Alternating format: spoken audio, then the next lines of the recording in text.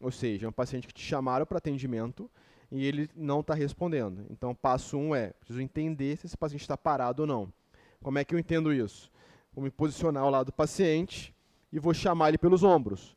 Seu José, ele não respondeu. O ato dele não responder mostra que ele está arresponsivo. Agora, preciso saber se ele está em parada cardíaca. Próximo passo, palpar o pulso. Região de carótida, lateral da carótida, palpo o pulso. Palpei o pulso, não tem pulso, ou seja, fecho o diagnóstico de parada cardíaca. Diagnóstico de parada cardíaca feita, qual é o meu próximo passo imediato? Chamar ajuda. Por quê? Eu não vou conseguir massagear sozinho por tanto tempo. Depois de 2, 3 minutos eu estou esgotado. Eu não vou conseguir progredir na minha massagem. Então eu tenho que chamar ajuda rapidamente para que essa ajuda venha me auxiliar na massagem cardíaca. Chamei ajuda, agora eu começo a massagem cardíaca. Qual é a posição que eu tenho que ficar? O mais próximo possível do paciente. Essa região da mão em cima do osso externo, entre os mamilos, ou seja, palma uma mão, coloca a outra. Braço 100% esticado, então não vai ser o braço torto e nem pendulado, para que o meu tórax desça. Meu tórax vai descer em torno de 4 a 5 centímetros e eu preciso descomprimir o tórax por completo. Por quê? Quando eu faço a compressão, eu faço a sístole. Quando eu faço a descompressão, eu faço a diástole. Então é importante eu massagear, comprimindo e descomprimindo, a fim que eu tenha sístole e diástole. Qual é a minha frequência de massagem? De 100 a 120 massagens por minuto. Quanto tempo? 2 minutos. Jorge, eu estou sem relógio e eu li que eu posso ventilar junto. Sim, você faz 30 massagens, 2 ventilações. Isso mostra que você teve um ciclo de massagem. Ou seja, 30 massagens, 2 ventilações, 5 vezes é um ciclo. Isso vale 2 minutos. Então você pode fazer 30, 2 ventilações. 30, 2 ventilações. Feito isso, eu cumpri 2 minutos, para e verifica se ele tem pulso. Se nesse momento chegar algum aparelho, principalmente o desfibrilador externo automático, eu já instalo no paciente. Ou ao final dos 2 minutos, se for já no meu final da minha massagem, ou se chegou agora, o paciente acabou de parar, tem 10 segundos massageando, chegou o DEA, para tudo, larga e instala. Porque o DEA ele vai fazer análise do ritmo cardíaco e determinar se é um ritmo chocável ou não. Estou em processo de massagem. A cada 2 minutos, eu paro para ver o ritmo, o DEA me manda parar, ou se eu tiver com monitor cardíaco, eu olho para o monitor e vejo se o ritmo é chocável ou não chocável, se o paciente tem pulso ou não tem pulso. Tudo isso eu tenho 10 segundos. Então, a cada ciclo de 2 minutos, eu tenho 10 segundos para ver se o paciente tem pulso ou não e para ver o seu ritmo de massagem. Após fazer isso, eu preciso também fazer a ventilação do meu paciente.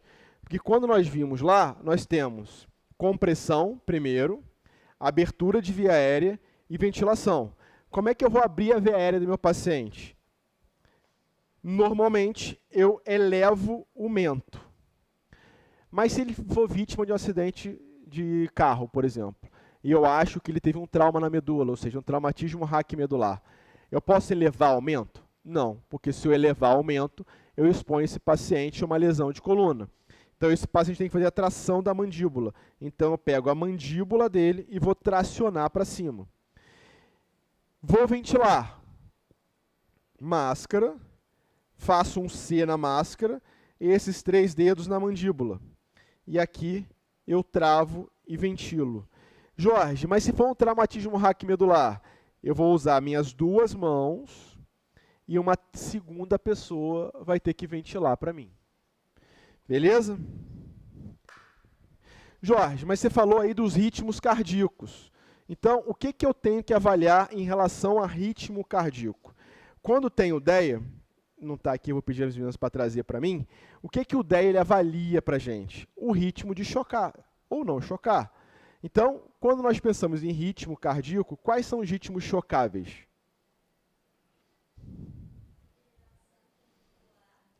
fibrilação ventricular, taquicardia ventricular.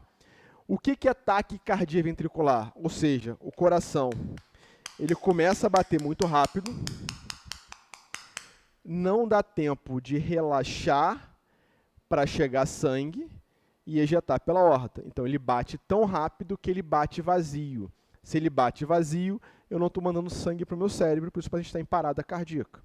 O que é fibrilação ventricular? É um estímulo elétrico totalmente desordenado para o ventrículo, que ele não consegue fazer a contração, ele fica fibrilando. Sangue também não está circulando. O que eu preciso fazer? Entre aspas, resetar esse coração. Fala, gente, tem um estímulo elétrico que acelerou muito ou fibrilou. Eu tenho que dar um estímulo para inibir esses dois mecanismos que provocaram a taquicardia ou a fibrilação ventricular.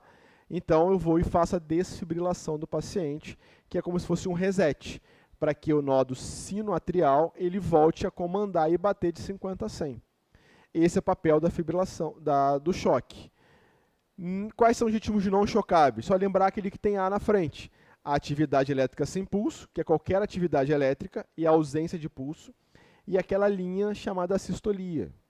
E esse eu não vou chocar, eu vou massagear inicialmente. O que nós orientamos para vocês? Que vocês saibam avaliar isso ao monitor cardíaco. Por quê? Se acontece... Deixa eu só ver a pilha dele aqui.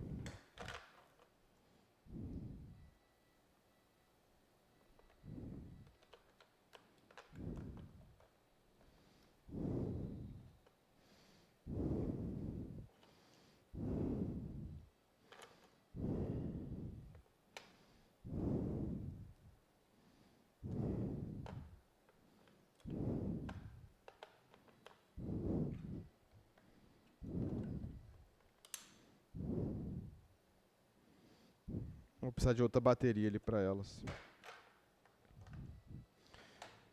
Larissa, pede para mim as meninas para pegar a bateria para mim, que essas daqui pararam de funcionar. Então, o que a gente quer que vocês aprendam a usar? A identificar o ritmo de parada cardíaca, a usar o desfibrilador externo automático, que vou pegar agora que é o DEA, e também saber usar o desfibrilador real. Por quê? Vai que vocês estão numa emergência e vocês pedem uma ajuda, chega lá o 92, vem uma ambulância básica, sem médico, mas o DEA está descarregado. E tem um monitor cardíaco e tem o desfibrilador externo. Precisa saber usar. Então, precisa identificar que desfibrilador é esse. Ele é monofásico ou bifásico? Então, desfibrilador monofásico ele vai até 360 joules, desfibrilador bifásico vai de 120 a 200 joules. Como é que eu faço isso na hora? Carrega no máximo. Se carregou até 200, é um bifásico. Se carregou até 360, é um monofásico. O que a gente sempre orienta? Está na dúvida? Carrega no máximo e prepara para chocar. Quando for chocar, o importante tanto no DEA quanto no desfibrilador é você se afastar do paciente. Ou seja, você vai conectar ele, vai mandar todo mundo se afastar, você vai olhar para ver se está afastado. Afastado, você vai apertar e vai dar o choque. Acabei o choque, eu volto para a massagem cardíaca de forma imediata. Beleza? Vamos treinar um pouco de massagem, é o tempo que eu coloco o ritmo cardíaco?